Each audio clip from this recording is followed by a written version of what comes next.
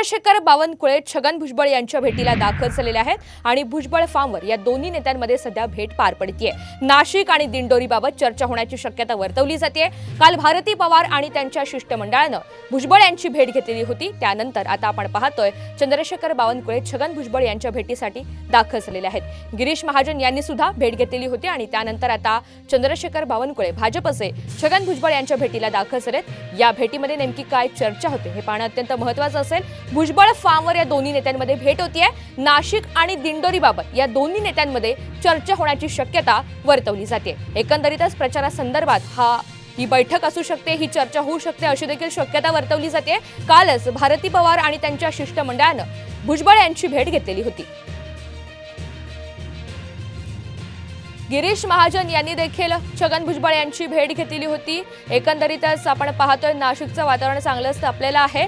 नाशिकच्या जागेचा तिढा कायम आहे। मात्र दिंडोरीसाठी जे उमेदवार आहेत भारती पवार यांच्या प्रचारासंदर्भात काल बैठकीत चर्चा झालेली आहे आणि आज आता चंद्रशेखर बावनकुळे छगन भुजबळ यांच्या भेटीला दाखल झालेत। दरम्यान नाशिकच्या जागेवरून शिंदे गट आता अलर्ट मोडवर आल्याचं पाहायला मिळतंय। मुख्यमंत्र्यांकडून आमदारांना संपर्क केल्याची माहिती सूत्रांनी दिलेली आहे। जे नाव निश्चित होईल त्या उमेदवारासाठी कामाला लागा अशा सूचना आता करण्यात आलेल्या आहेत आणि मुख्यमंत्र्यांनी या संदर्भातल्या सूचना कार्यकर्त्यांना केल्या। गोडसेंच्या उमेदवारीवरून भाजप आमदारांसह राष्ट्रवादी अजित पवार गटाच्या आमदारांची देखील नाराजी असल्याची माहिती सध्या समोर येते। नाशिकच्या राजकारणातून आणखी एक मोठी अपडेट। नाशिकच्या जागेचा तिढा आज दुपारपर्यंत सुटणार असल्याची माहिती गिरीश महाजन यांनी दिली आहे। कालपासून गिरीश महाजन नाशिकात जोर बैठका घेत आहेत। अशातच नाशिकचा तिढा आज सुटणार अशी माहिती त्यांनी स्वतः दिलेली आहे। तर आजच आता नाशिकच्या जागेचा तिढा सुटण्याची शक्यता आहे आणि आता नाशिकच्या जागेवर नेमका उमेदवार कोण असणार हे पाहणं अत्यंत महत्त्वाचं ठरेल। आज मला वाटतं नाशिकच्या जागेबाबत निर्णय होईल। 2-3 जागा तर राहिलेल्या आहेत। आज त्या बाबतीमध्ये मी कालही सांगितलं की आज मला वाटतं दुपारपर्यंत त्या बाबतीमध्ये निर्णय होईल। जागा कोणाची आहे, कुठल्या पक्षाची आहे आणि उमेदवार कोण हे आज जाहीर होईल। तर नाशिकच्या राजकारणाचा एकंदरीतच आढावा आपण अभिजित सोनवणे यांच्याकडून घेऊयात। अभिजित, नाशिकच्या जागेचा तिढा आज दुपारपर्यंत सुटणार अशी माहिती आता गिरीश महाजन यांनी दिलेली आहे। दुसरीकडे आता चंद्रशेखर बावनकुळे छगन भुजबळ यांच्या भेटीला दाखल झालेत। एकंदरीत नाशिकमध्ये काय घडतंय, काय अधिकचे अपडेट्स आहेत?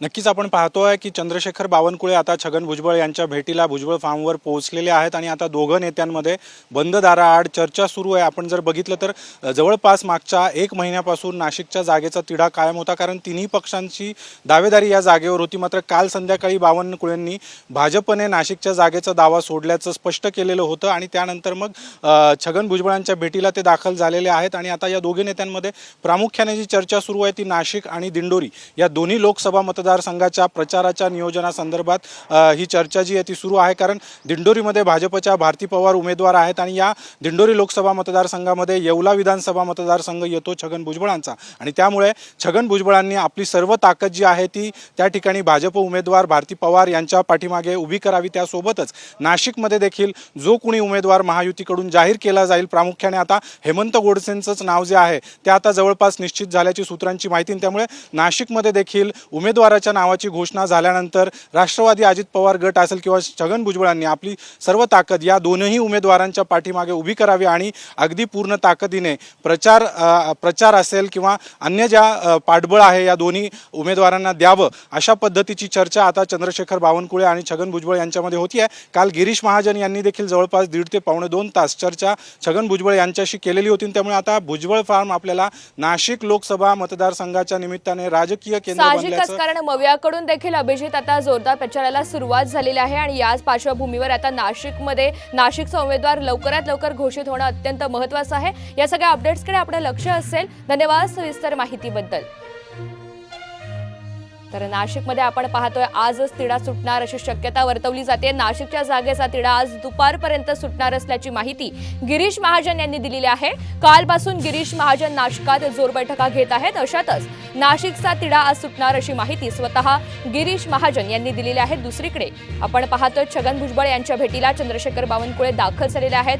दिंडोरी आणि नाशिक बाबत म्हणजेच या दोन्ही मतदारसंघांसाठी प्रचाराची रणनीती ठरवण्यासाठी या दोन्ही नेत्यांमध्ये चर्चा होतीये अशी देखील एक शक्यता सध्या वर्तवली जाते.